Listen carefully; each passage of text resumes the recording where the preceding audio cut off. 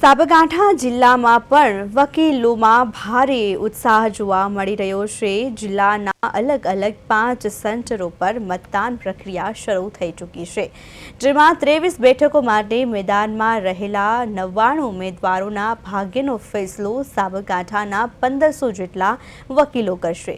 જિલ્લામાં હિંમતનગર, તલોદ, પ્રાંતિજ, ઈડર અને ખેડ બ્રહ્મા ખાતે વિશેષ મતદાન મથકો બનાવવામાં આવ્યા છે, જ્યાં સ્થાનિક વકીલો પોતાના કિંમતી મત આપી રહ્યા છે। મતદાન પ્રક્રિયા પૂર્ણ થયા બાદ તમામ મતપેટીઓને ચુસ્ત સુરક્ષા વચ્ચે સીલ કરીને ગુજરાત હાઈકોર્ટ ખાતે મોકલવામાં આવશે।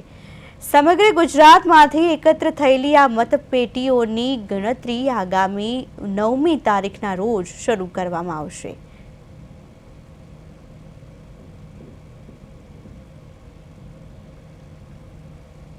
ગુજરાતે 2026ની ચૂંટણી જાહેર કરેલી છે, જેનું આજરોજ હિંમતનગર મુકામે સાબરકાંઠા જિલ્લા બાર એસોસિએશનના એડવોકેટ મિત્રો, જે ટોટલ આશરે મતદાર તરીકે વકીલ ભાઈઓ 664 છે અને સમગ્ર સાબરકાંઠા જિલ્લામાં આશરે 1500 ઉપરાંતના વકીલ મિત્રો મતદાન કરનારા છે।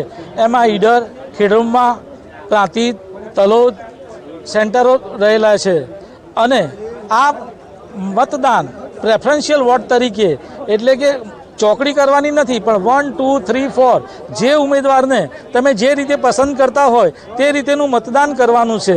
અને આજની ચૂંટણીમાં 99 સમગ્ર ગુજરાત રાજ્યમાંથી 99 ઉમેદવારોએ ઉમેદવારી કરેલી